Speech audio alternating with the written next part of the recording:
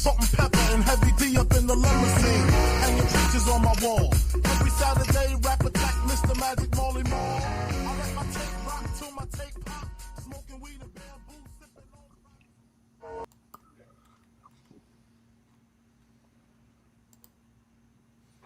on. All right, welcome everybody. It is week 6 and fantasy scoring is finally up.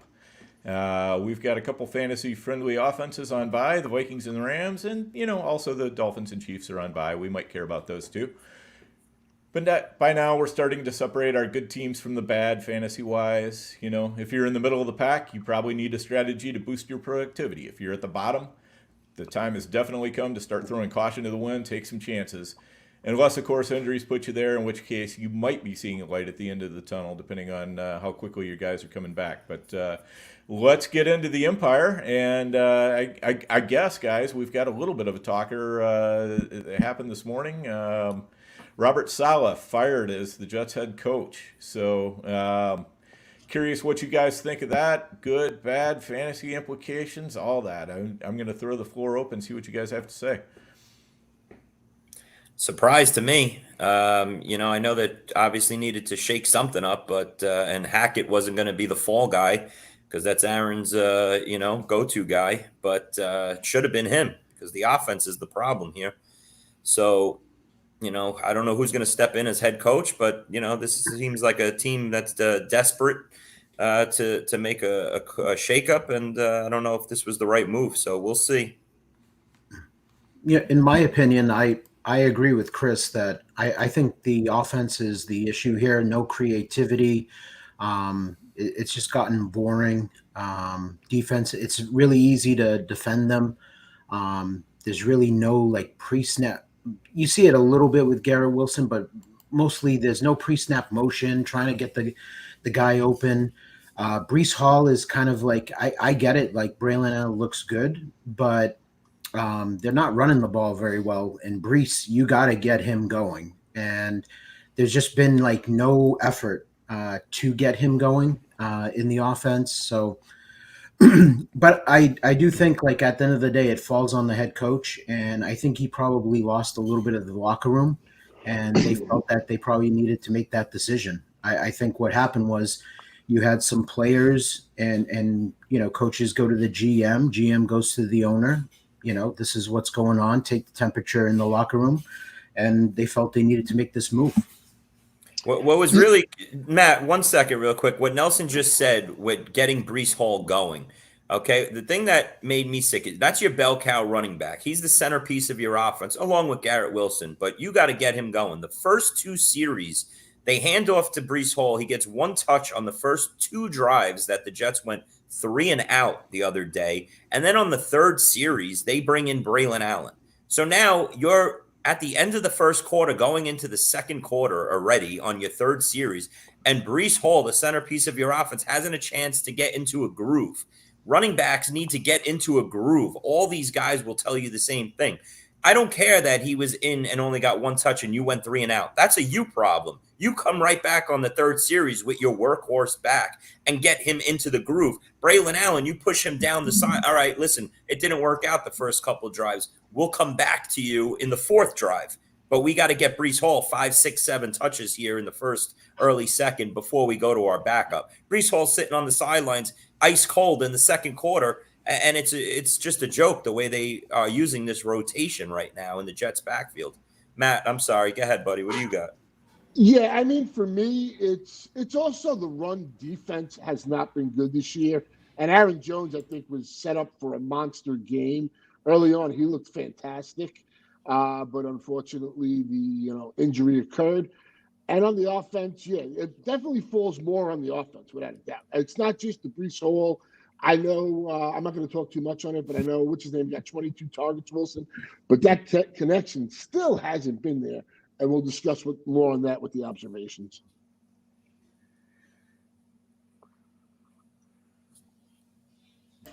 All right, sounds good. I've got a little bit of carpeting going on behind me, so if you guys hear any noise, please excuse it. But anyway, I think when you bring on Aaron Rodgers, you are inviting chaos into your organization. That's just the way I feel about it. I think you're going to find out how strong of a person and personality your head coach is. And it seems to me like Saleh just wasn't up to the task. He was, Aaron Rodgers was starting to run that team, run that offense. Everything is being done his way. I don't think that's, it sounds great in theory and on the surface, but I don't think that's really the way to run a team, is to, just let your starting quarterback decide everything. It's worked for a couple guys. It's worked for Peyton Manning. It's worked for Tom Brady. But beyond that, it just really doesn't work very well. So not a surprising move to me. You could see this coming as soon as Aaron Rodgers was brought in. All right. Any other thoughts? No? Good. All right. No, I mean, we say all that, and the moral of the story is they beat the Bills on Monday Night Football, and they're in first place in the AFC East. So, yeah, I was crazy. I definitely the Bills didn't head have it coach down should that have it been was fired. Right. Yeah, I definitely didn't have this happening this soon. I thought it might happen at some point this season, but this was awfully quick. So. Okay, Nelson, what'd you see this week? So my top 5 observations. I'm going to start off with one where you guys know I'm biased on this one, so I'll declare that first thing. But Chase Brown needs to be the lead back in Cincinnati over Zach Moss. Okay, let's make it happen, Nelson. For my fantasy teams, it needs to happen, and I think in just real life football, it needs to happen because again, I'm biased. He's one of my top 3 most owned running backs, but when he touches the ball, you can see the explosiveness, and he's picking up huge chunks of yardage. He's good in the pass game. You can see that he, even on that touchdown pass right out of the backfield, it was a linebacker on him. Like, he's just quicker than Moss. Like, Moss is probably getting tackled at the one where, Chase makes that look easy for an easy touchdown. So that's one of my first observations. I've been noticing it pretty much all year long. I felt like, Brown has looked good, but it's become more and more apparent with Brown getting more touches. So I don't think that's by accident. I think the coaching staff is realizing that. But I think that really needs to be flipped and almost become kind of like a Tank Bigsby ETN type of situation. My next observation is the Steelers' offense.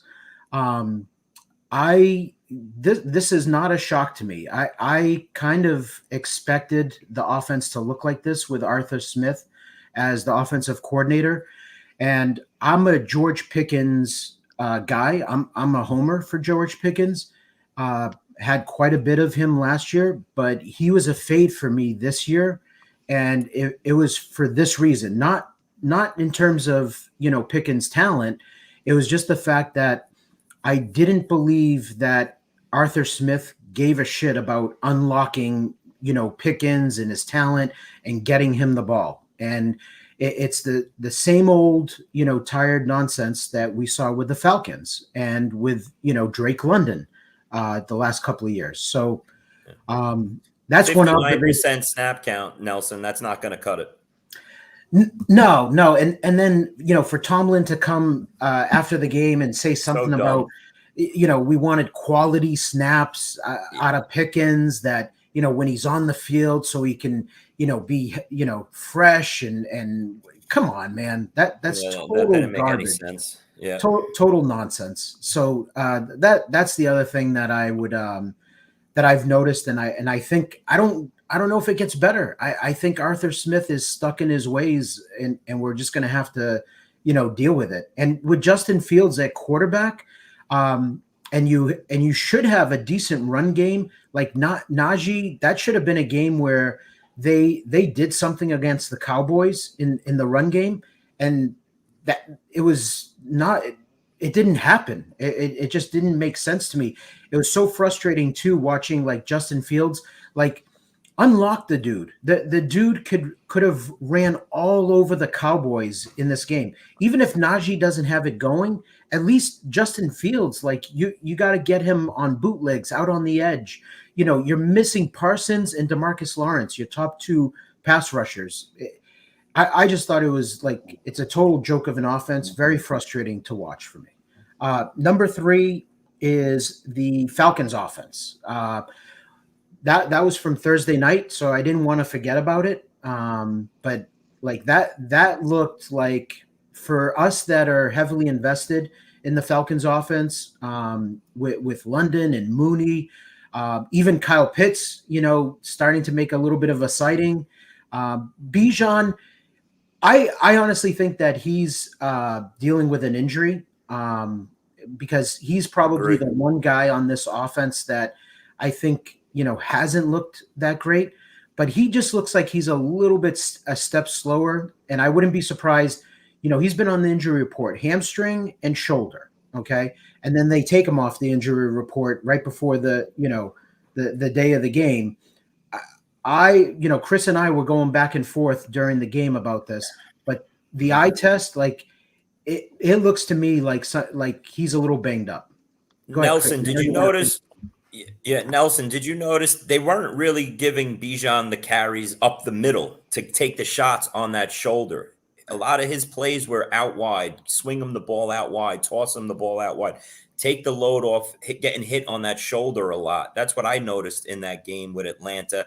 Besides the limited snaps and giving more to Algier, because it was a short week, quick turnaround. They said probably, listen, you got 10 days after this to get right, Bijan. Let's just get you through. You're not that hurt where you're going to be inactive, but we're going to do something creative with you to, take the brunt off getting hit a lot, taking a lot of big shots. So that's what I noticed with Bijan. You're right with that.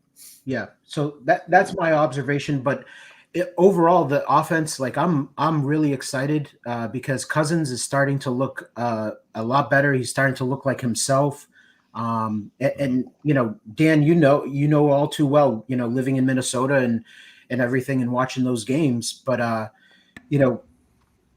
I felt like early on we needed to have a little bit of patience, and I think it's going to start clicking for this offense.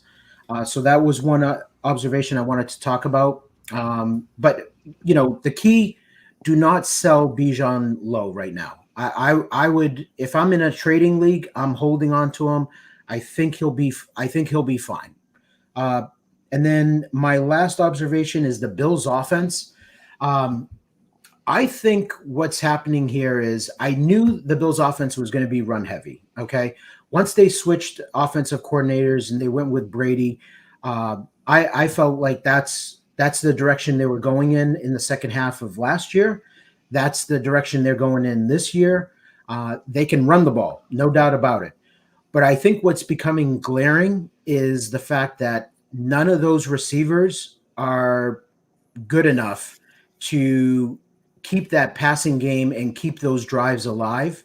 I just think that I wouldn't be surprised if like Amari Cooper or like a top wide receiver got traded at the deadline to Buffalo, because if Buffalo is serious about making a move, I think they're going to have to get creative. I know that the salary cap is a mess over there. That's why they released a lot of some of their expensive veterans this past year, but I think they're going to have to get creative and bring in a true number one, because I don't think those guys are it. And, I have quite a bit of Kincaid, and he looks great at times where, he's a mismatch problem. I do believe that is the case, but I think it's easy for the defense to basically, they can play cover one and really, shadow Kincaid.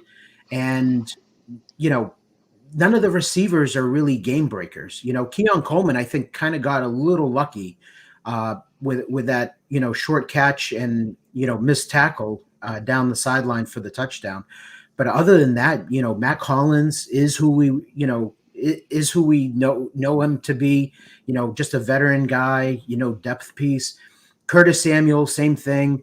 Shakir was banged up, so not fair to not fair to talk about him, this past week with him hurt. But Shakir is not, he's just a guy that, he's going to catch a 6-yard out, and he's tough to tackle, but that's about it. So those are my observations this week.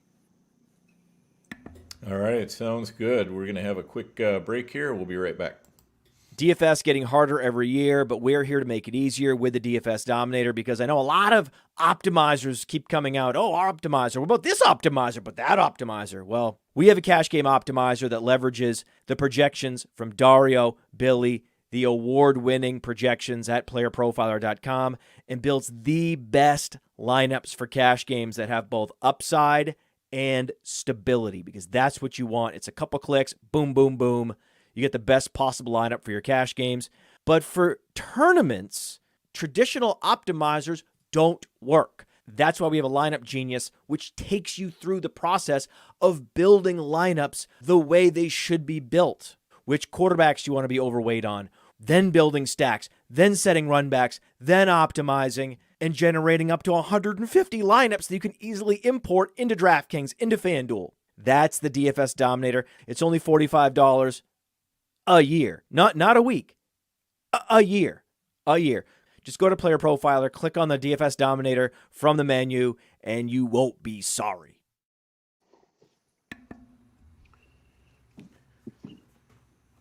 Okay, I'll go here.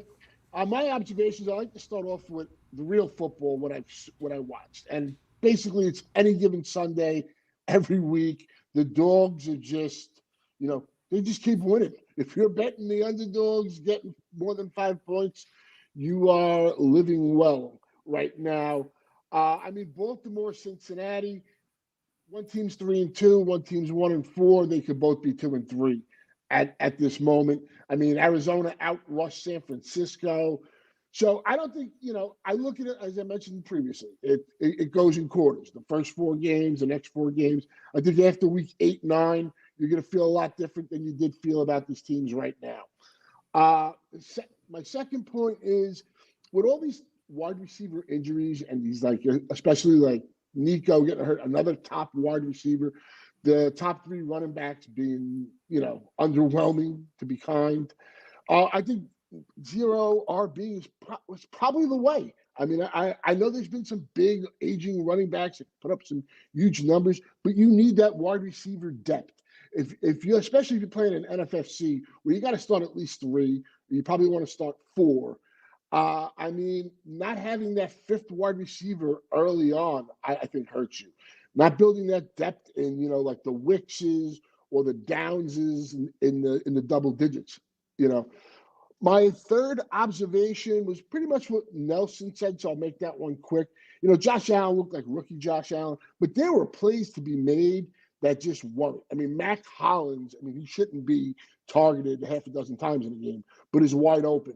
That's missed. I think the key guy that was missed in that game offensively was Khalil Shakir. He got banged up against the Ravens, and I think he's a really important asset to that offense, and he's underrated there. My fourth point is with the Jets offense. I wanted to save this. Look, Garrett Wilson had his breakout game, but it was still should have been like a 40-point game here. He had 22 targets and only 100 yards receiving.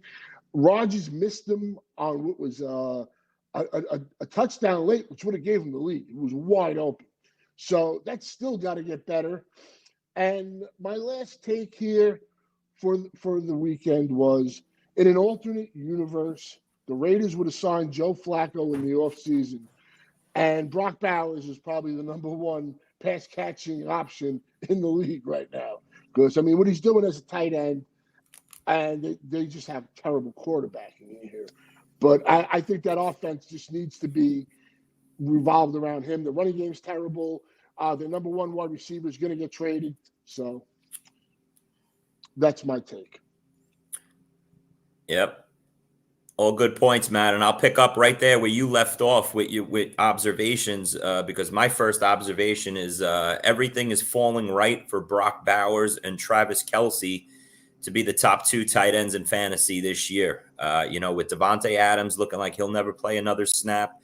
If we knew this in August, that Devontae Adams was going to get shipped out, or at least we hoped, and that Bowers would ascend into this, tight end where everything, the offense is being built around him right now, pretty much from day one going forward. he would have not been going after pick 100. Travis Kelce, we all look like finally this was the year that he was falling off after the first 3 weeks, all patting ourselves on the back. And as guys fell apart and one by one in this Chiefs offense, Kelce's now going to just be a 10 to 12 targets every week, one of those 8 for 80 and a touchdown type tight end ones. So everything is falling perfectly for those two. Nelson, what do you got? I just want to piggyback off of that Brock Bowers take, Chris, because I think Maddie and I, going back to the preseason, we were definitely in on Brock Bowers as a target of ours. I believe we even talked about it on the show, and that was the issue was, is there enough targets to go around? And Maddie and I think both were in agreement that when you have an elite talent like Bowers coming out of college, you find ways to get him the ball. But I 100% agree with you that Adams, the stars are aligning for Bowers to be a monster here the rest of the season with Adams getting shipped out. Yeah, absolutely. And I think we all see it the same way now. You guys were on him heavily. I luckily got him in 3 of my biggest leagues, so I'm loving it myself. But, point is, I don't think as a fantasy community we did, because his ADP was between like 95 and 115, so if everybody loved him and thought talent wise he would be, a monster here, he'd be going in the 40s and 50s where we were taking Kincaid. So, but that said, arrow point up on Bowers and Kelce. My second observation, I'm totally out on Jerome Ford, the Browns backfield, and as a matter of fact, the whole Cleveland offense going forward. Cooper, Judy, I want no piece of this part of this offense. I'm not playing these guys. Jerome Ford burned me again this week. I went back to him. I thought he was in a great spot. I think we all did. Same thing with Judy. I actually had 3 big leagues where I have Judy and Mooney as my 5 and 6. And I went Judy over Mooney, and I'm still haven't recovered from that on Tuesday here. So until they go to Jameis Winston, all my Browns will be on the bench going forward. Third observation, if you didn't watch the Seattle-New York Giants game, just toss it in the garbage. The Seattle offense got completely game scripted out of the game. The Giants go on an 8-minute drive, and at the goal line, Eric Gray fumbles and returns it back 100 yards. Seattle doesn't touch the ball for about an hour and a half of real-life game time here. Geno saves them in the fourth quarter with a couple come-from-behind drives to save his day. But Ken Walker only got 5 carries for 19 yards. It was just a complete everything that could go wrong if you were invested in the Seattle offense on Sunday went wrong for you. So throw that out the window, in my opinion. My fourth bullet is this Jaguars team and Jaguars games are going to be really fun going forward the rest of the season. I think, what is it, Dan, the Fantasy Carnival? That is it, the Fantasy Carnival. The Fantasy Carnival. This defense is dog shit, and the offense with Evan Ingram coming back into it starting next week, I see some potential. Trevor Lawrence isn't going to be the guy that we thought, but with the options they have, Brian Thomas has emerged as an elite, option here. He's knocking on that top 12 wide receiver 1 door, in my opinion. Lawrence has eyes for him. Christian Kirk's taken a little bit of a step back. He'll be a solid wide receiver 2. And like I said, with Ingram there, we could have a lot of back and forth games, 38-35 types with the Jaguars the rest of the season. Somebody on Twitter, I think I want to say Tom Kesenick, made a comparison that really, hit home with me. This Tank Bigsby and Travis Etienne backfield could be turning into a Montgomery, Jahmyr Gibbs type of backfield. One of those, it's having the, that feel to it. So Jaguars games, I'll be excited to watch those going forward. And my last point is this Bears offense is emerging here. I think we have some hope. I see hope for it here. Caleb's got 2 out of his last 3 games throwing for over 300 yards. He's starting to get in sync with DJ Moore. Caleb's starting to get a little more comfortable back there. DeAndre Swift has emerged here as a reliable, top 12 running back. And, I think we're going to be okay here if we're heavily invested in the Bears. I know this is, fantasy this year, if it's taught us anything, it's taught us this is a week-to-week game. So next week at this time, we could be saying, the Bears sank my week and the whole offense is trash again. But I think he's starting to get in a rhythm here, and I think we're going to be okay if, we have a lot of pieces in this Bears offense. Yeah, real quick, just on the Bears offense, they've actually had a nice couple of games here, a nice couple of scheduled games that wind up for them in Carolina, and they got the next 3 weeks in a row. So if it's now or never for them. I mean, you context matters with these games. It's kind of like what even Carolina. I said it last week. Andy Dalton's probably going to turn into a pumpkin this week facing the Bears secondary. And that happened.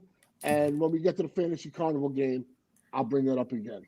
Yeah, Matt, you're right. Real quick, I had that written down. The Jags, Washington, and Arizona, the next 3 weeks. I know that the Bears have a bye week in week 7, but the next 3 games on the schedule, that's Caleb versus Lawrence in this Jags Carnival offense, Caleb versus Jaden Daniels, and Caleb versus Kyler.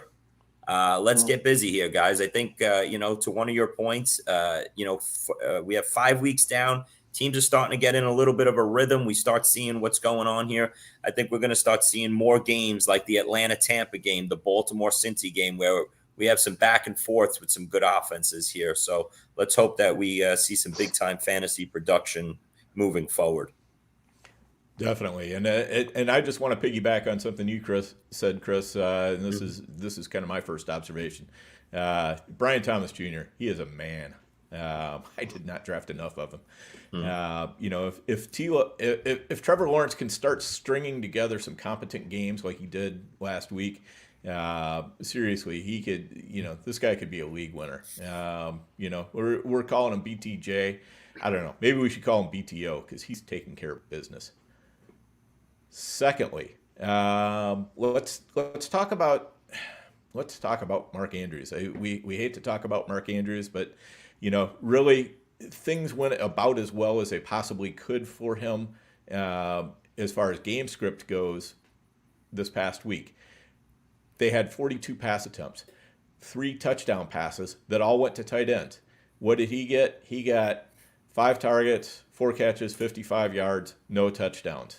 And just to kind of pull some usage notes, and I'm pulling this from Nate Jackie at PFF. He does an excellent kind of write up every week on all the games and how many snaps, how many routes, everything. So Andrews played in only 56.5% of the 11 personnel snaps this week, which is losing more time to Isaiah Likely than last week. When Likely was on the field in 11 personnel, the Ravens were passing the ball 90% of the time. But when Andrews was on the field in 11 personnel, it was only 61.5% passes. So that tells us that they like Likely better in the passing game than what they like Andrews. He's losing snaps out of 12 personnel, which you don't want to lose when you're a tight end. He doesn't get snaps in 22 personnel. That's where Charlie Kohler comes in there, and he catches 2 for 62 on his 4 routes out of 22 personnel. Kohler also caught a touchdown out of 21 personnel. Of course, the Ravens love having 2 tight ends on the field all the time. But Andrews just isn't on the field enough. So, he's really a boom-bust tight end too. The floor is 0, and the ceiling is basically barely playable. Dan, real quick, with all that being said on Mark Andrews and all those stats and everything, that was all great stuff. Mark Andrews got dropped in a handful of big leagues last week. If you guys are tight end hungry, and there's some teams where I don't have like an elite tight end option that I feel comfortable, I'm just juggling tight ends, and I'm sure we're all in that position.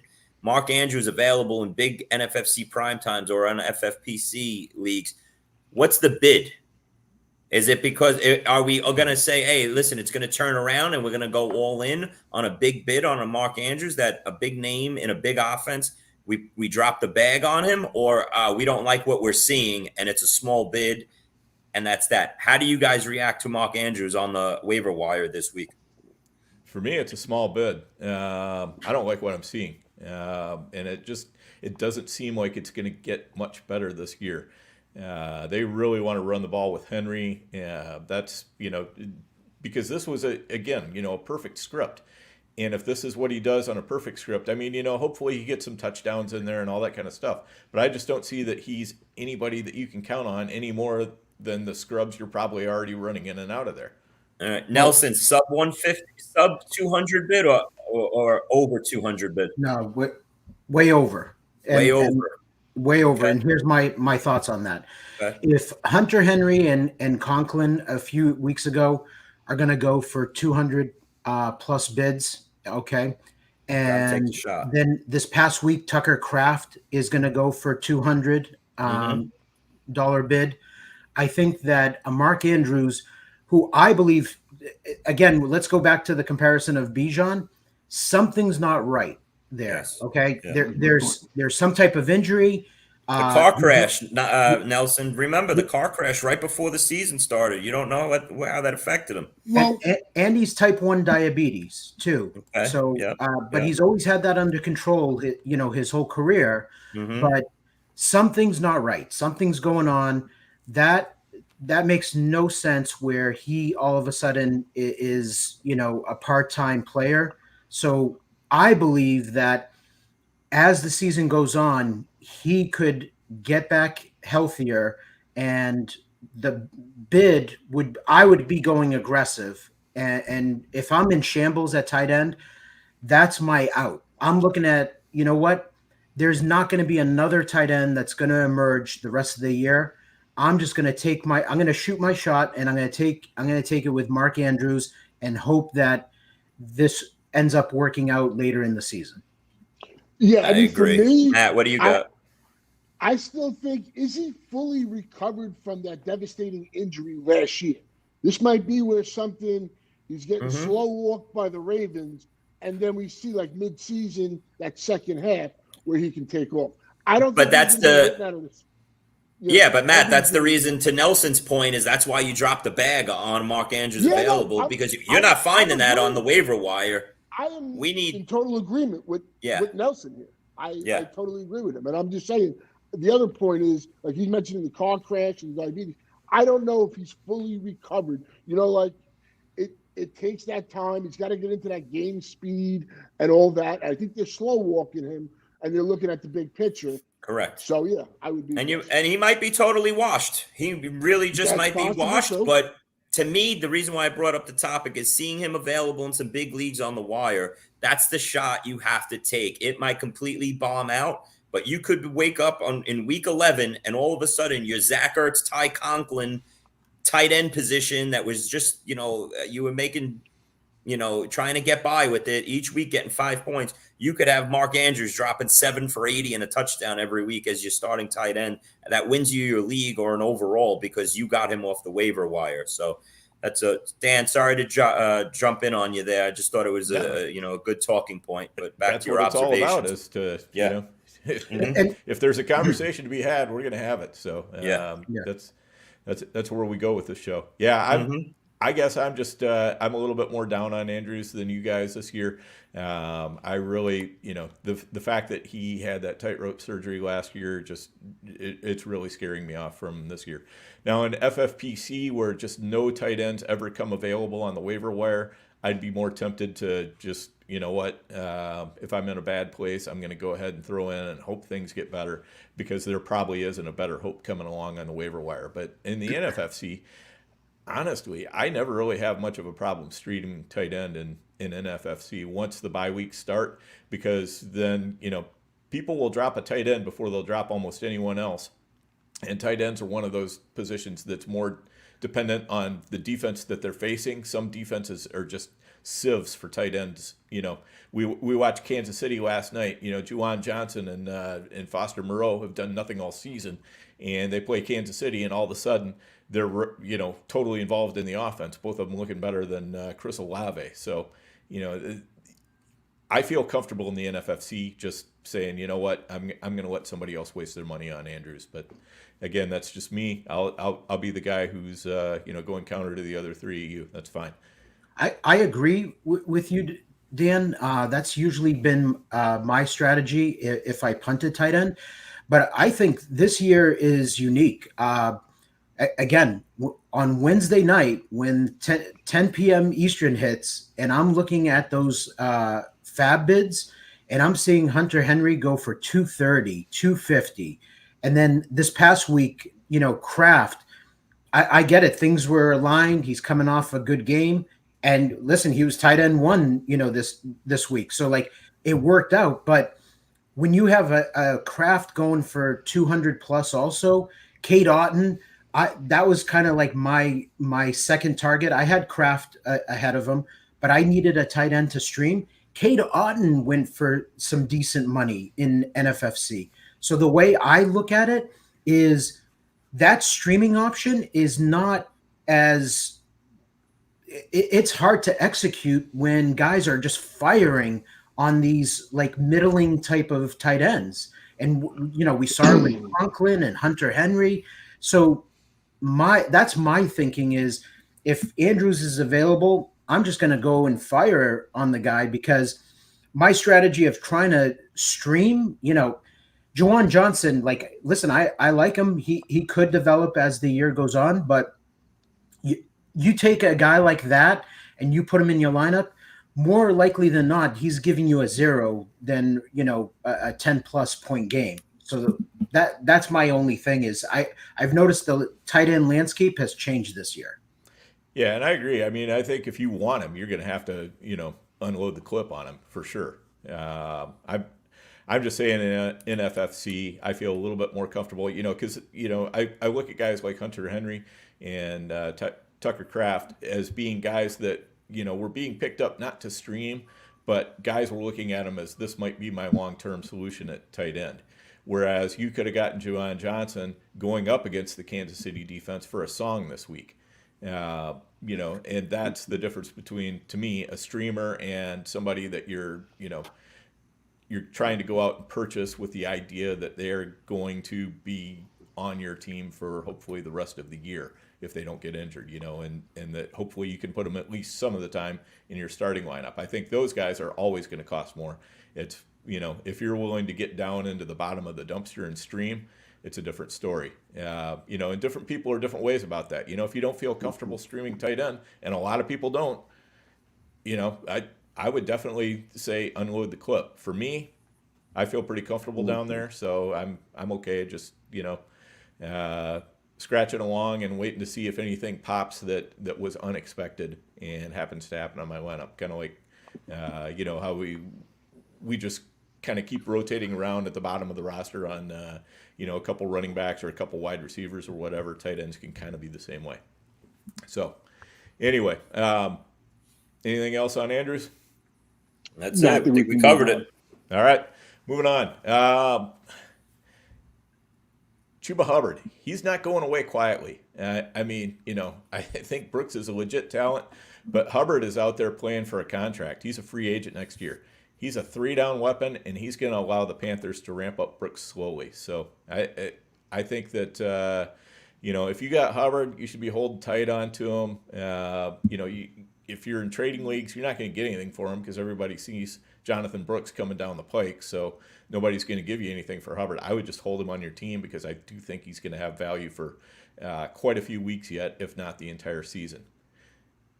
Number 4, Saquon and King Henry, they're who we thought Bijan and Brees were going to be. The agists, they're in shambles, but Saquon and King Henry, they're focal points of their offenses, and Bijan and Brees right now are not. It's as simple as that. I mean, it is what it is. I wish I had the crystal ball that would have allowed me to take tons more Saquon when he was cheap and tons more King Henry. I got more King Henry than I do of Saquon, but both those guys are looking like winning plays for sure. And then finally, let's talk a little Rico Dowdle. I think he's crossed over from being a desperation flex to a viable option at running back 2, or even just in your flex spot. Last 2 weeks, 13.2 and 19.4 fantasy points in PPR. He's really pushing Zeke to the side, and he still lacks juice. I'm not going to say he's going to, take over and be a league winner or anything like that. But he's really not looking bad within the Cowboys offense. I think they've settled in on him as their best option. I think if they thought there was anything there with Dalvin Cook, they probably would have brought him on by now, and I don't see that happening. So places where I've got Dowdle, I'm getting pretty comfortable putting him in there.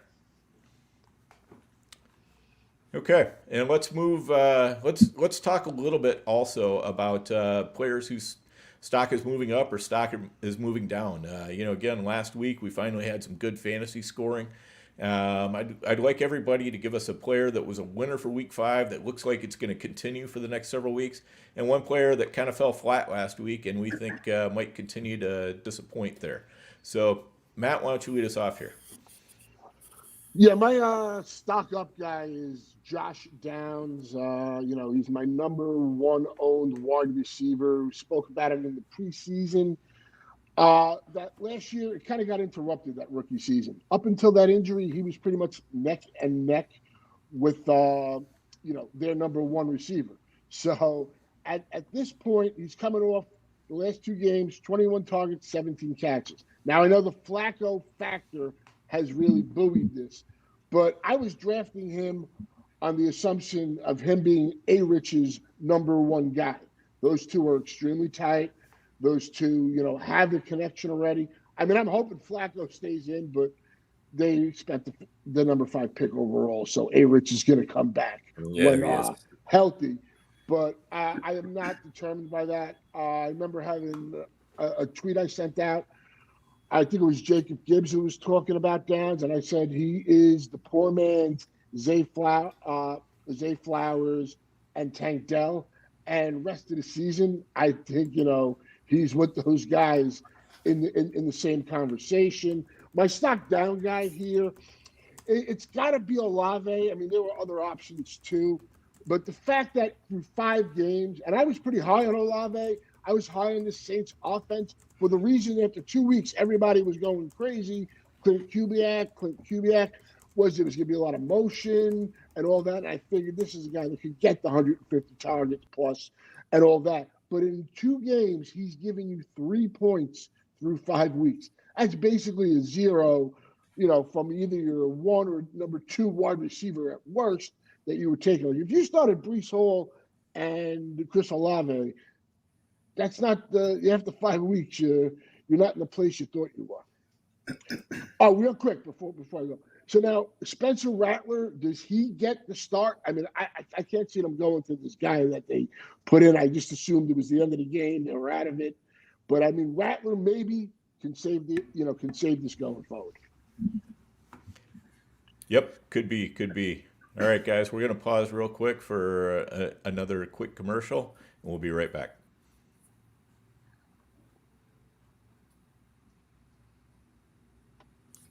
Okay, and we're back. Chris, go ahead. Who you got? Who's looking good? Dan, Dan, you touched on my stock up guy. Rico Dowdle. He's definitely in that mid RB2 range going forward. I like what I saw now a couple weeks in a row. 20 carries for 87 yards. They're even giving him the ball out of the backfield. Nice touchdown catch by him. But since you mentioned him, I'm going to go flip over to another Dallas Cowboy, and that's Jalen Tolbert. Stock up on both these Cowboys. I would love to be heavily invested into these guys going forward.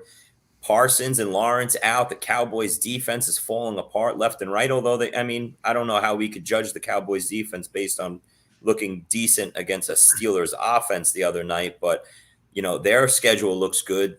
This upcoming week, they get the Lions and that Lions secondary. Brandon Cooks is on IR now. Who knows when he's going to come back? Tolbert's established himself as a legit wide receiver 2 option in this Cowboy offense. So stock up Tolbert, stock up Rico Dowdle in the Cowboys offense. And my stock down, I listen, it hurts to say it, but I can't keep making excuses for him here after 5 weeks. Dalton Kincaid, 2 catches for 34 yards in a game where, the Bills are trailing the whole time. 6 targets. All right. Maybe there's still some hope there. I'd like to see it in the 8 to 10 range, but at some point, he's got to become the focal point of this offense to pay off his ADP and where we were drafting him in the 4th and 5th round. So Kincaid, step up here. We got to start seeing the 6 for 80 and a touchdown type games out of Kincaid. Those are my stock up, stock downs right there. I think the problem with Kincaid is he's just not an alpha. I mean, he needs an alpha, and they don't have one, as we touched on earlier. You look at all those options, and there's just nobody to take the pressure off. So, teams are going to pay more attention to Kincaid, and the way they're spreading the ball around, it just doesn't really help them either. I mean, there just doesn't seem to be any focus to that offense at all. But I'll give you my stock up. Darnell Mooney, he's a weekly starter. Easily. It's time to get with the program if you haven't been with it. He's been over a 25% target share the last 3 weeks. Last week, the whole offense finally clicked, like Nelson was talking about. It was great to see. And with that target share, that they're telling you Mooney is the number 2 weapon in this passing offense. It's not Pitts, it's Mooney. And we've seen the floor on Mooney, which is 8 to 9 points, even when it gets to 14 to quite often, and the ceiling is over 25 points. He gets a couple touchdowns. There you're at. I mean, it's time to adjust your priors. Reality, this is what it is. Darnell Mooney belongs in your lineup. If you got Jackson Smith and Jigba or somebody like that, take him out. Put in Mooney. That's who needs to be there. Dan, I make the comparison as you think about it, with Drake London and Mooney here. We shouldn't look at Mooney any differently that we look at a Chris Godwin, as like the Robin to the Batman here. It's time to just, I talked about it in August when we were talking about guys that are misplaced on the board ADP wise, and my guy was Mooney. I have all the Mooney bags, and yet still these last couple of weeks I haven't learned my lesson. He still finds his way not to get into my starting lineup. The first 4 weeks, I don't. God only knows how many points I've cost myself, but I'll tell you right now, after this show, he's going in every single one of my starting lineups. I'm ready to get my 3 for 22 this upcoming week versus Carolina, I'm sure, after missing the Tampa Bay blow-up. But going forward in this Atlanta offense, give me the wide receiver 2 that's going to see those targets. Loving Mooney. Could be a league winner for all those guys that got him where they did on the draft board. Yeah, without a doubt. And then, conversely, my loser, I think, is Keenan Allen. He's looking darn near cooked to me. I'd much rather have Kmet out of this offense. I think they're going to turn to him a little bit more. The Bears talked about it already. They're starting to come together. They've got a juicy schedule coming up. And he's still getting the snaps. He's still getting the routes. He's still getting the targets, but he's not getting the points. And the bye is coming up in a week. And I think if Keenan can't get going this week or the week after the bye, he might be borderline droppable in a lot of leagues. I don't love what I'm seeing there. And, there was definitely room in this offense for somebody to step up, and it just hasn't been him. So that's where I'm at on that. All right, Nelson. All right, so my stock up guy is the guy we watched last night in Kareem Hunt. I think there was some thoughts of, Hunt based on what he looked like last year, that he was washed up. And I had my doubts also that he could come into this offense and do anything. But then the one thing I had read was a blurb with Andy Reid talking about how Hunt was coming off sports hernia surgery, and they felt that Hunt could definitely help them. And that made me kind of change course a little bit on Wednesday night when, Hunt and Steele were getting bid on. And I ended up with a fair amount of Kareem Hunt. And I was still curious on, even though, Steele had that fumble and then Hunt came in and he just kind of took over that backfield, I was still curious on, okay, let's see if this is for real and they're going to make the switch official this Monday night against New Orleans. That was going to be the true test. And, 27 carries he got last night. So I think that that's something that is also going to continue. I don't see how that really changes. I don't think, CEH or anyone else is going to really get into the mix. I think Hunt actually, to me, he looks, pretty decent. I don't think he looks washed, and I don't think that like he looks incredible, but he definitely has a little bit of burst, always getting positive yards. He's good in the passing game, so it's one of those things that with Steele, I don't necessarily like. Steele got a few. If you guys watched that game, he got a few snaps, and he was releasing out of the backfield for on pass plays, and Mahomes just didn't look his way at all. So I think that's another thing that Hunt has going for him is that he is a capable pass catcher that will be involved in this offense. So that's my stock up guy. Just a real quick thought, Nelson. I mean, do you think last night, because it wasn't a very efficient performance for sure, 27 for, just barely over 100 yards, is that more the New Orleans defense, or, do you think he's just kind of, in that range, that's what he is, but they're going to rely on him because they don't really have a better option? I think that if early on in the game, he was averaging like 5 yards a clip. And then what you noticed is towards the end of the game, it was more of, 2-3 yards that he was gaining.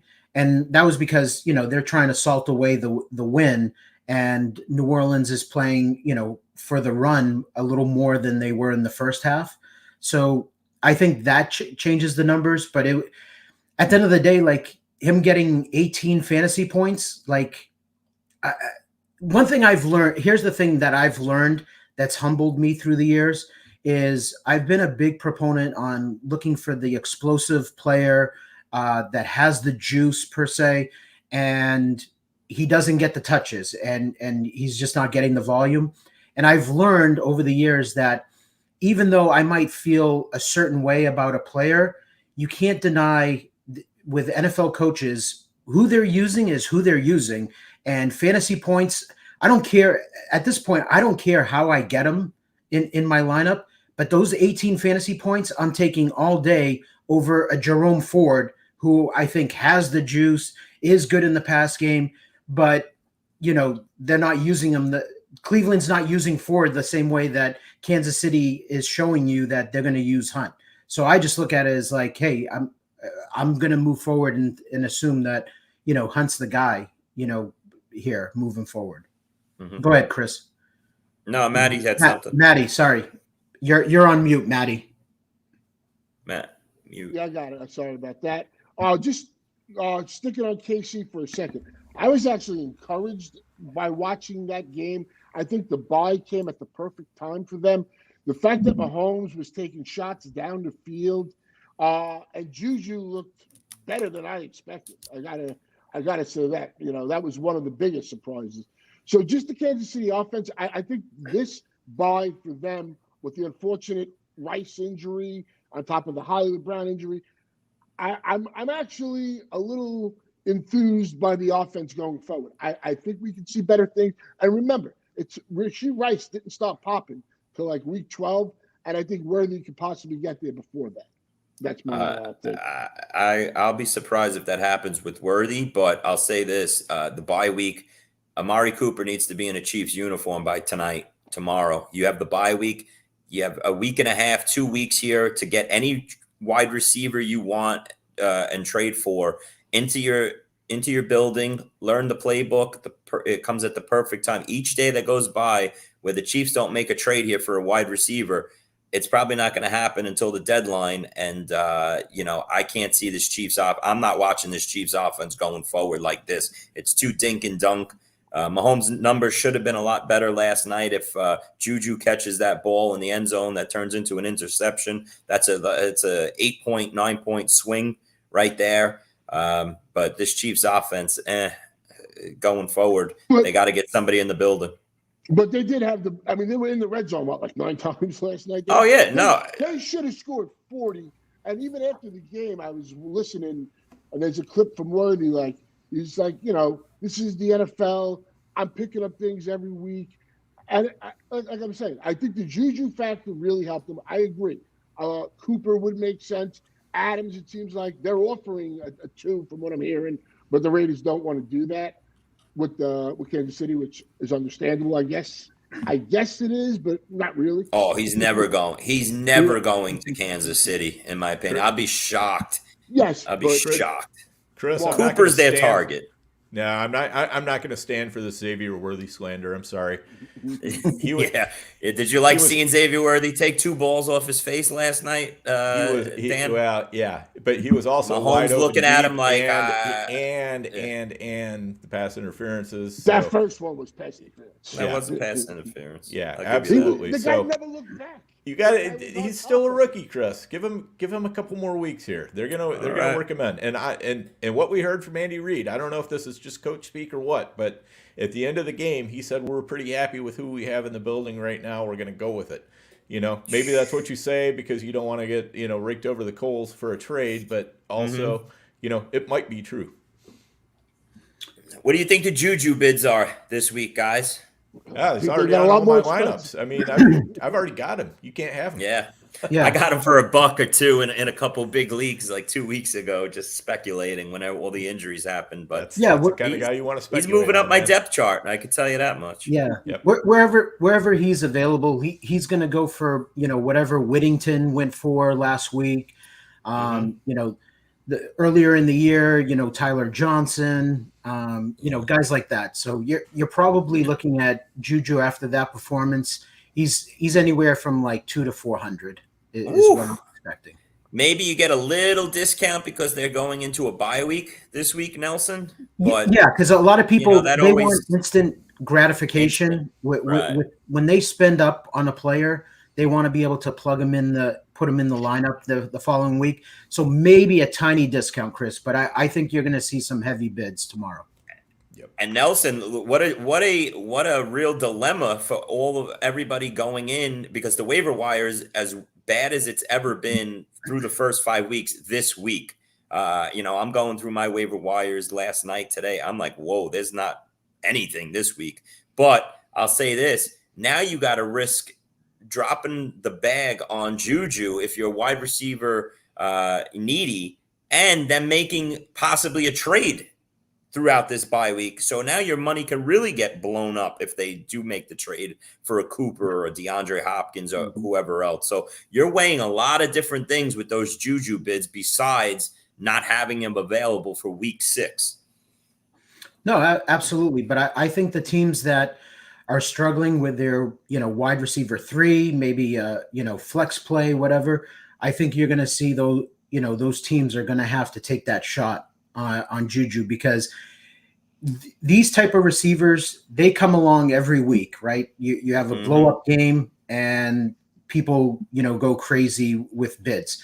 He could turn into a Tyler Johnson, at the beginning of the year, right? Where everyone spent a big amount of money and then he just turns into nothing. I would say that I'm probably going to end up being on the lower side of those bids, but I am going to be somewhat aggressive on certain teams where I'm hurting at wide receiver and I got either wide receivers banged up or, they're on a bye, whatever it may be. I look at it as with Juju, here's the thing. It could be Juju this week, and then after their bye, it could be Justin Watson week. And then after that, it's, McCole Hardman. Wasn't even targeted. Yeah, did nothing last night. I think with Kansas City, once they shipped out Tyreek, they, a few years ago, they told you that Mahomes is okay with this merry-go-round at wide receiver, and we'll make it work. And they've won 2 Super Bowls in a row with this type of wide receiver room. So I don't necessarily think that they're looking at it as, oh, we gotta, we lost Rice, we gotta bring in, a stud wide receiver, to fill that void. I think they're plenty comfortable running the ball and running a dink and dunk type of offense.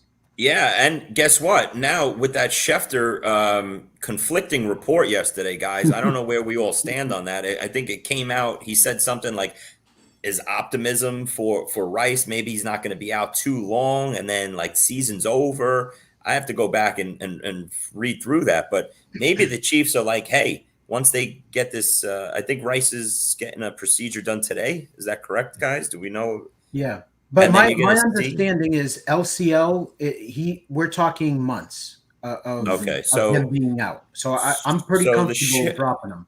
So the Schefter, okay, so he's a drop for you, Nelson, across the board. My point was going to be if he has the procedure and the news comes out later, 6 to 8 weeks, the Chiefs are 5-0. They're going to win the AFC West. They're going to say, hey, listen, as long as Rashee Rice is coming back in week 16, 17, we have our wide receiver one, and we're going to host a playoff game. So we don't need to go out and make a trade, anything like that. But if Rice gets declared out for the rest of the season, I think they're going to have to make a move. But they might just say, hey, let's go get through the season. Let's go, 11-6, and we'll have our complete offense back together again. Who knows? Hollywood, was Hollywood completely out for the season? I forgot what that, or he could still make it back for the playoffs. No, completely out. So regardless, Rashee Rice, he could come back for the playoffs if that's the news that we get. I think did I do my stock down? I think I brought up Kareem Hunt. And we just went ahead. I'm glad I brought him up. That's what happened. It was a good talking piece, right? Yeah. So, my stock down is Travis Etienne. And the reason why is he's dealing with a banged up shoulder, number one. But, it's given Bigsby a chance to shine. And I don't think that's going to go away. I think the coaching staff is going to try to get Etienne healthy, which means they're going to lean on Tank a little bit more moving forward. And then once Etienne is healthy, I think, and this goes back to the preseason, like I saw it with Tank where he looked different in the preseason games than he did last year. And there was a noticeable burst and more explosion out of him. And unfortunately, I think if you're an ETN owner, I think you gotta sell low and you gotta ship him out and some type of package deal, whatever. Try to buy low on Bijan if you can, Breece Hall, something like that. And take a chance on one of those stud running backs, But I think with ETN, unfortunately, I think it's going to be one of those situations where it's going to be more of a committee backfield than we thought originally. Yep, for sure. Okay, let's we talked a little bit about Fantasy Carnival, so let's talk about this week. Let's come up with a game that's going to be a Fantasy Carnival, a game that's going to be kind of a fantasy dud. Now I'll go first on this. For my Carnival, give me Washington and Baltimore. I think both teams are vulnerable to the pass. Washington is also vulnerable on the ground. These teams are tied for the 5th most offensive touchdowns given up. In Washington, they're giving up 130 yards on the ground per game, which is 22nd, despite the fact that 4 of their 5 opponents that they played so far were ranked 20th or worst in rushing yards per game. So, that tells me that they're really probably even worse than what we've seen so far. Baltimore, 31st in pass yards allowed per game, 280. So that's a place where I see a lot of points getting scored. My fantasy dud is going to be the Chargers versus Denver. I think that's going to be a terrible environment for fantasy points. Both teams are very good at limiting scoring of through the passing game. They're middle of the pack versus running backs, but the Chargers allow the 4th least points per game and 32nd in points per game on offense. Plays per game, not points per game.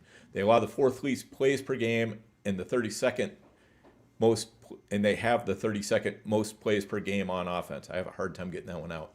The Chargers allow the 29th most touchdowns, and the 29th least touchdowns. Broncos allow the 30th most touchdowns per game. So they are near the bottom at allowing touchdowns. Chargers allow 12.6 points per game, best in the NFL. Denver right behind at 14.6, tied for the second best. This is going to be a boa constrictor fight. No fun to watch. Yeah, Dan, and that's that total is the lowest in Vegas, 35.5. It's going to be a 13-10 snooze fest. no doubt about it. And, I know we're all looking forward to that Baltimore-Washington game. Total 53.5, the pupil versus the student with Lamar versus Jaden. So good picks there. I'm going to turn to my fantasy carnival this week. I'll go a little underrated. Cincinnati and the Giants. I'm absolutely in love with. I wish I had Bengals stacks all over the place here with Burrow, Chase, and T. Higgins. The defense is so bad. We just saw it, break out with this last week with Baltimore. Yep.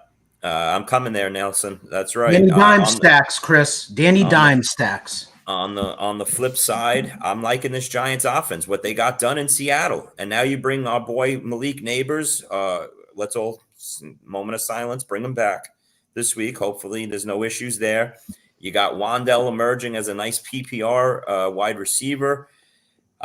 We saw Tyrone Tracy, hopefully we get him on the field a lot more. I think this game has a potential for one of those 35-31 type games on both sides going back and forth. So, I think this is the week where you look at the schedule and there's 5 or 6 great games that look like they could be the fantasy carnival. I'm looking forward to all of them. On the flip side, the duds, I'm going to actually go to the Texans and Patriot game. This totals 37.5. We have no Nico Collins this upcoming week. That spells trouble for me for CJ Stroud and this Texans offense that really hasn't looked amazing, the last bunch of weeks. Anyway, now you take out the alpha, Nico Collins, in this Texans offense, and I could just see a 17-14 type game here, slow moving. Patriots trying to, milk the clock here and keep the Texans off the field. So I could see that game dudding out, and I'd be worried about all my Texan shares, especially my CJ Stroud teams this week when Diggs and Tank Dell go in up against Christian Gonzalez and Jones there with this Patriot defense. So that's my dud right there. Who's up next? I'm up next. Yeah, Chris, you took my game with the Giants and the Bengals. There's just so much to like there. Carolina should have put up 30 on Cincinnati. They haven't stopped anybody. I'll go Detroit, Dallas then. That's kind of more of an obvious one, but I think the Lions are going to roll the Cowboys. The Steelers, their game plan, I just thought was awful against this beat up Dallas defense. And I think that's going to cause Dak to have to, air it out. And so that set up really nice, I think, there. But I'm going to go with a little surprise one on the dud. Just because I really like the Bears secondary. And I think Trevor Lawrence, he got a gift with the Colts secondary this week. And he has not been good all year. And I think the Bears are going to eat him up. It's the London game or the Europe game. I don't know. I think they're playing in London this week. I know it's in Europe. So it's that early game. And, maybe the Bears offense, who I really like the Bears this week. But, I'm a little hesitant on the offense. I just being out in Europe for the first time. But it sets up really nice for the Bears. Jaguars need this game desperately. So maybe it's not the offensive fireworks everybody's kind of expecting. And I definitely think it's not from the Jaguar side.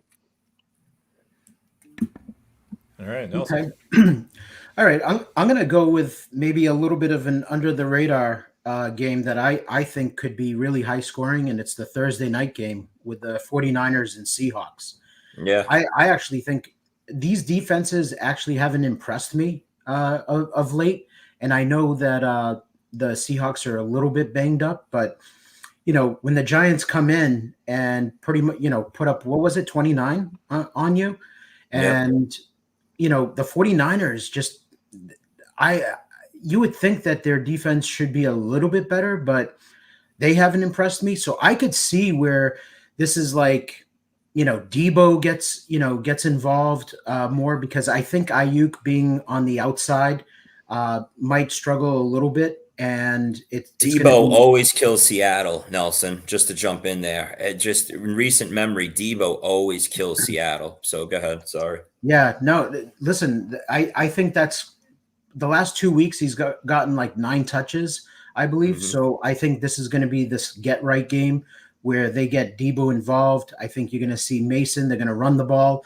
They saw, what Tracy did to Seattle this past week. And then with the 49ers, I think that Seattle they have to play better. I think they're going to make more of an effort to get Walker going at the beginning of the game. I thought versus the Giants, like Chris said, he touched base on this at the beginning of the show, was it just didn't play. It didn't break right for our fantasy players on Seattle, the way the game went. But also they seemed to go, pass heavy right from the beginning. And it wasn't like you were like way behind the 8 ball. So I didn't understand not getting the running game going with Walker. So I expect that to happen. And I could see, a back and forth match on Thursday night. I'm hoping that we get a little bit of a repeat from last Thursday with the Falcons and the Bucks. Yeah. So that would be awesome. So, and then my down game, Dan took it. I have no shares of any guys on the Broncos and Chargers this year. And I want nothing to do with that game. That game, I might not even put on my Sunday ticket, like on one of my screens. I'm probably going to leave that game off. But besides that one, I want to say that another game that I thought I picked and pointed out besides that one that I thought could be like a little bit of a down game is the Jets-Bills game on Monday night. And that was more of just being a little contrarian, because I could see where the Jets, under a new head coach, they're fired up, they're at home, they got to get the W. I could see that, Josh Allen and that offense did not look good this past week, right? Mm-hmm. And I could see where they just struggle and the Jets defense dominates. Therefore, on offense, the strength is the Jets, is the Bills secondary, and they can be run on. So I could see this being kind of like a Breece Hall get right game, involve Braylon Allen. And then if you're doing that and you're grinding and Breece Hall's got 100 yards and a touchdown, I could see where this turns into like a fantasy dud where, Garrett Wilson kind of, comes back down to earth after a 22 target game, puts up a little bit of a clunker, the Jets win the game. So that's the other one that I could see where it kind of, this game could get ugly a little bit for fantasy. And guys, we, to my point earlier about how many great fantasy carnival games there possibly are this week, we didn't even talk about the Arizona going into Green Bay game as our fantasy carnival blow up game, which is probably the game I'm most excited and looking forward to. With Jordan Love versus Kyler Murray, Trey McBride's back in this offense looking healthy. Michael Wilson starting to emerge more as a nice third option in that Cardinals offense. And Jordan Love with this Packers offense going back home. This game could be, a nice high scoring game with a total of 50 right now. So I'm looking forward to that one as well. Yep, without a doubt. And we didn't talk about Atlanta, Carolina either. That could be another high scoring game. So absolutely. There's a lot of good obvious ones for sure this week. Yeah. Yep. Let's hope that it's a high scoring week 6 finally, and we start getting some momentum where fantasy and the NFL is more enjoyable every Sunday, unlike the first 4 weeks in fantasy with all the duds that we had to watch. Yeah, definitely. So speaking of momentum, one player that's got momentum is Tank Bigsby. I'm curious, who do you guys think? We already talked a little bit about Tank, but who do we think is the next Tank Bigsby? Who's going to be coming out and kind of surprising us and basically pulling away from the starter and saying, no, I'm taking some of this backfield. Not necessarily that the starter is doing anything wrong, but that the player we're talking about maybe is doing something right. So, Matt, take it away on this one. Who do you got? Yeah, I mean, Tank Bigsby was available in one of my FFPC mains last week. I bid 400 and something dollars. I think I overbid by 170, but I don't care. I was very happy about that. No, that's well Which, worth it now, Matt. Yeah, for sure. yeah, and what's crazy is I don't have the money to compete with everybody else because somebody dropped Christian Watson this past week in this league. So it's just there's some crazy things going on there. Bigsby is the one guy for the Jags this week I kind of do like versus the Bears because I think they can kind of run it. But who could be the next? I would have said Chase Brown, but Nelson pretty much hit all the points in his observation as of, why and all that. And it's kind of a similar situation, maybe a little less so. So, I mean, I'll go with the guy that we saw this weekend. And he didn't even really, I think he caught one pass for a yard. And I think that's a real strong suit for him. But Tyrone Tracy, he looked really good. The Giants utilized him good. Yeah, there were some big holes for him, but you got to be able to hit those holes. He did it. He was only a running back for 1 year at the Zoo. And I was just watching the game and just watching him. I was like, this is a guy, I know the coaching staff loves their running back who's injured and all that Singletary, but this is a kid that I think has, want to use the word juice or whatever, that could really help this offense. And the Giants offense, has always needed more help than anything. So you got Neighbors, Slayton stepping up. You got your, slot receiver there as well. So I think this is a guy that can really, as we move forward, make that step. Yeah, I think this is just confirmation then, because that's my guy also. Yeah. That Mine I too. had on my list. So I think for everyone listening out there, if Matt and I are both in on the Tracy train, then you need to go trade for him right now in your leagues. But yeah, same thing, Matt. That's the guy that I noticed that can take a bigger share of the pie now.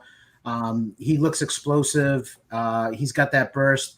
You got the starter, banged up right now. It's a very similar situation to ETN and Bigsby. So that's my guy moving forward too.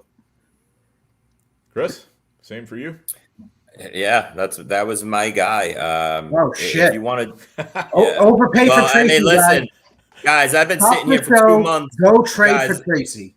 I've been sitting here. If you go across all my leagues, I got about 80% Tyrone Tracy on all my rosters. That was my guy since June. So I'm hoping that we're all right here. Maybe we're wishing it, hoping it into fruition here. That was my guy. I'll go real deep. And there's nothing. He hasn't stepped on a field yet this year. But Audric Estime, I'm going to keep dropping those $5 bids and scooping them up where I don't have him right now. Javonte Williams did turn it around this week. He's starting to look a little better. But the way Sean Payton and works his backfields, you never know. You pick up a guy like Estime here. McLaughlin's never going to be a 10 to 15 carry guy. Javonte Williams is one hit away from going down, and Estime's coming off IR, and maybe we look up in a couple weeks and he's the lead back, pounding the ball 15 times a game. So if you want to go completely off the radar, Audric Estime, guys. Yeah, I like that. And the other thing to keep in mind is this is Javonte's walk year as well. So I think it probably stands Denver in good stead to see what they've got in Estime before they let him walk. So, and I also had Tyrone Tracy, but I knew since I was going last, there was 100% chance one, if not more, of you guys were going to say Tyrone Tracy. So I did come up with another guy, Roschon Johnson. I think DeAndre Swift better keep his foot on the gas. Objects in the mirror may be closer than they appear. Roschon's getting most of the work on goal line. He's getting most of the work on short yardage, most of the work on third downs, and he's splitting with Swift on the 2-minute offense. Now, granted, Swift is getting most of the other work, and that's important work as well. And he's been doing well with it. But, Roschon is definitely he's right there. He's waiting for Swift to fuck up a little bit, and if that happens, I think Roschon might step right in. So. We have an ultimate vulture this year, and his name is Roschon Johnson, where Roschon Johnson might end this season with double-digit touchdowns, because I hate what I see as a big DeAndre Swift owner. Roschon comes in every time they're on that goal line. Boom, you know Swift's coming out, Roschon's coming in. This guy just might be an absolute vulture. All right, sounds good. I think we were going to talk about some injuries. I think we've talked about most of them. So let's just throw out a couple quick ones. I think Nico, we already talked about that. Aaron Jones is probably the one we didn't talk about, and Derek Carr a little bit too. But Aaron Jones, I think the Vikings, with a bye week this week and then facing Detroit next week, Detroit is solid against the run. Chandler's your next man up, so I wouldn't expect a huge game out of him, but if he's the starter, he's definitely going to get the lion's share of the work. Gaskin and CJ Ham, they're going to get about, I guess, probably 30% of the work split somehow between them. CJ Ham, if you don't know who he is, he's basically like Carson Steele, so it is what it is there. Yeah, Matt. Just real quick, as you mentioned the Vikings, and they're playing the Lions after the bye. This year, the Lions seem like the new Niners, where after you play them, you get kind of steamrolled the following week. So just keep that in mind for your betting purposes and stuff. Good point. All right. Let's cover Derek Carr. Anybody got any thoughts on Carr? I know that he's got an oblique injury. So it sounds a little questionable for him for next week. Do we think it's going to be Haener? Do we think it's going to be Spencer Rattler? What's your take, guys? No, I mean, Rattler's a big-time gunslinger, so I don't know what to expect from that. You could probably expect, like a Jameis Winston type coming in, just throwing 3-4 picks, throwing for 330 and 1 or 2 touchdowns, but a disaster, back and forth. So good luck with that. But at this point, I think Olave owners are hoping that it's Rattler. Yeah, most definitely. To try and see if they could turn his season around. Yeah, I mean, Haener wasn't. They were letting him push the ball down the field a little bit. But yeah, I think you want to find out what you got in Rattler.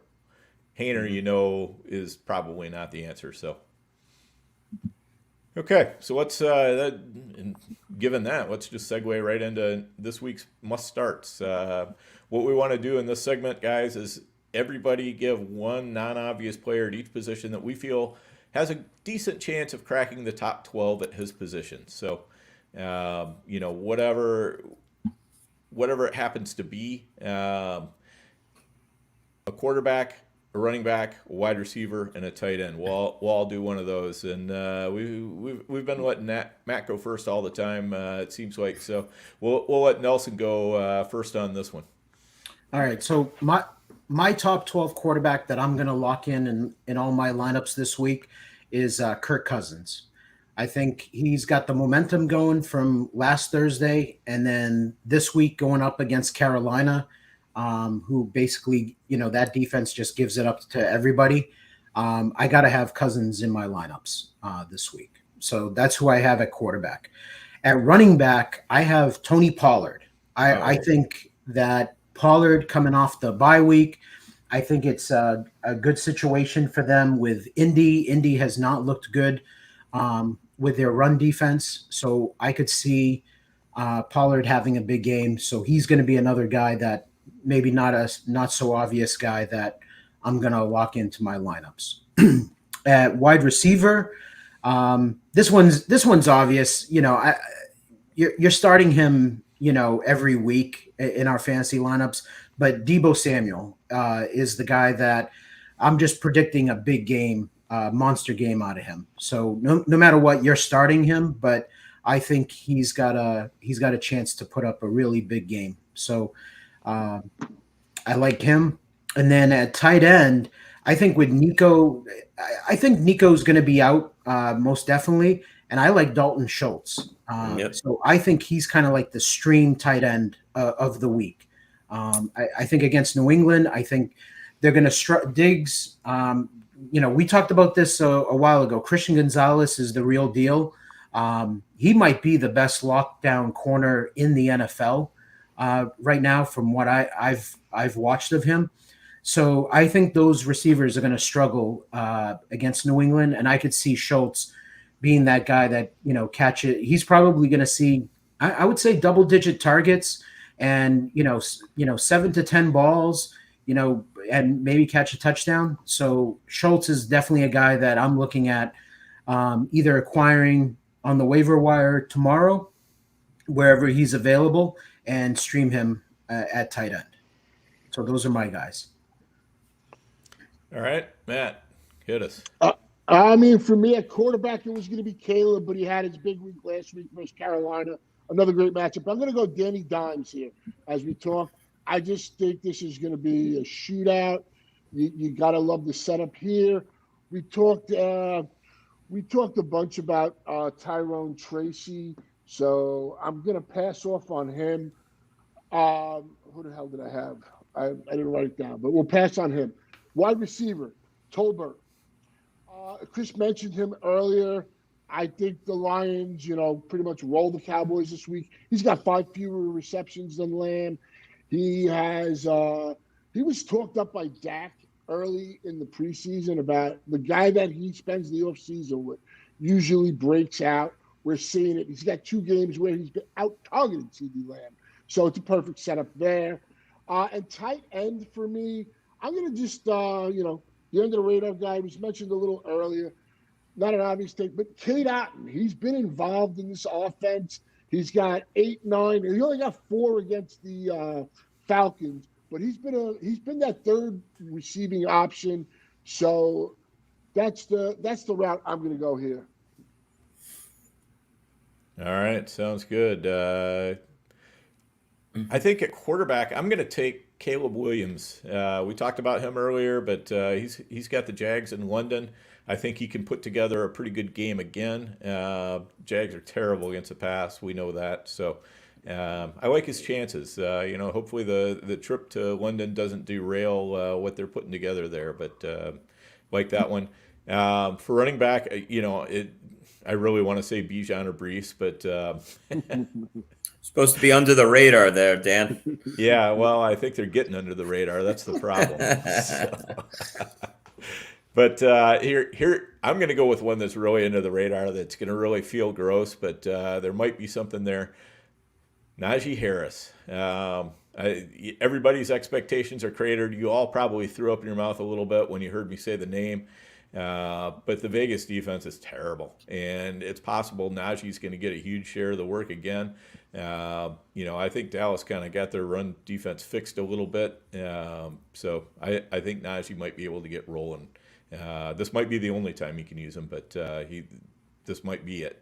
So Jalen Tolbert, I'm right with Matt here. I think he gets that Dallas or Detroit defense.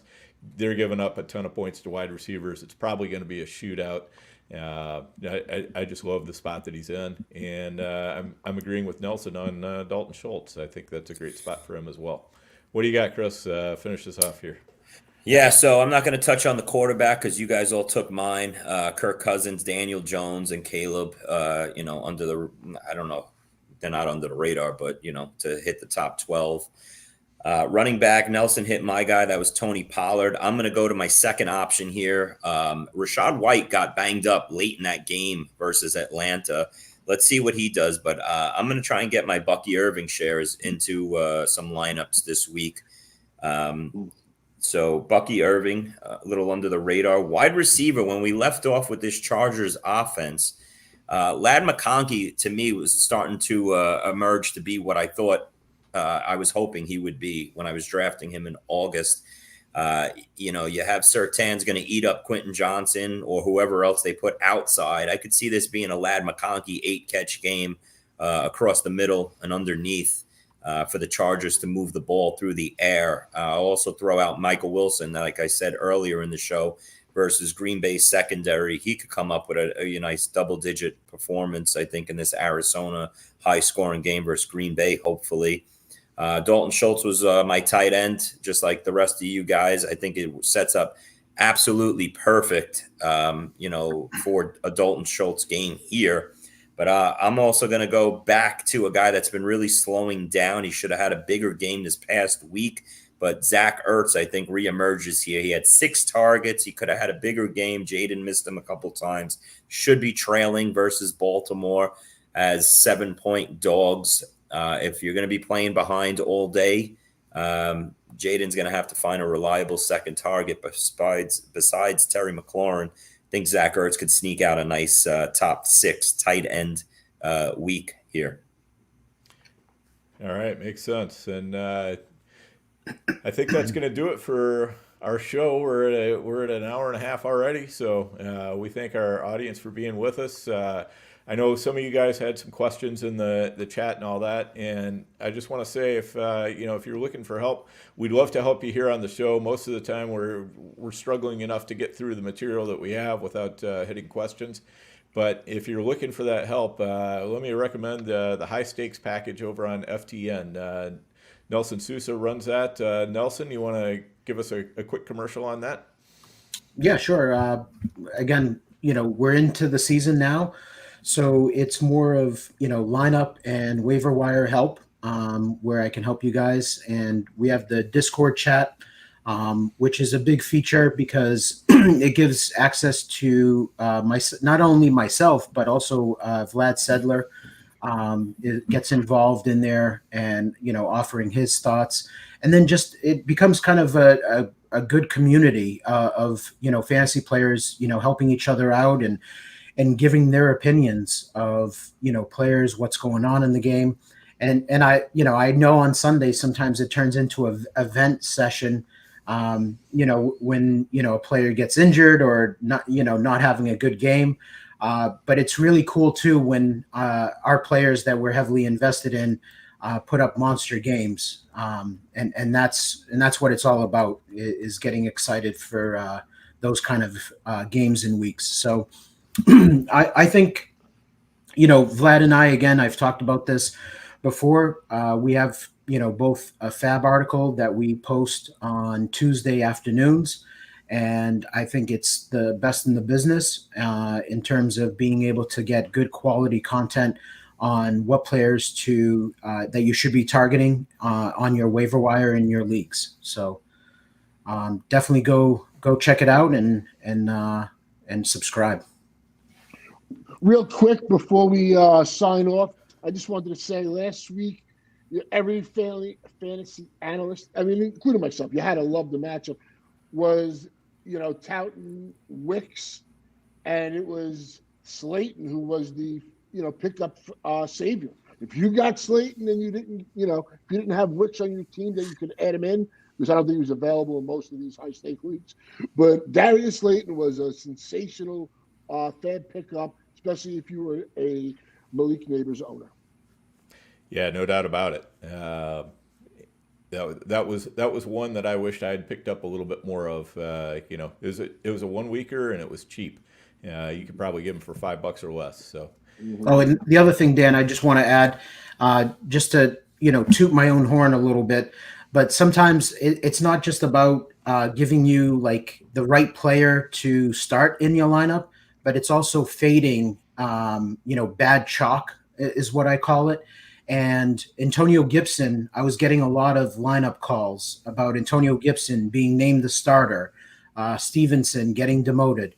And in my write-up in the Discord chat, I had posted and said that Gibson was a trap player and, not to start him. I felt like other guys like Tracy and Sermon were in better situations and a little more predictable. And I felt that was going to turn into a mess where, very similar to like Swift and Roshan situation, and it came to fruition. So I just wanted to toot, my own horn a little bit, because I'll get some things wrong, also guys, with my predictions.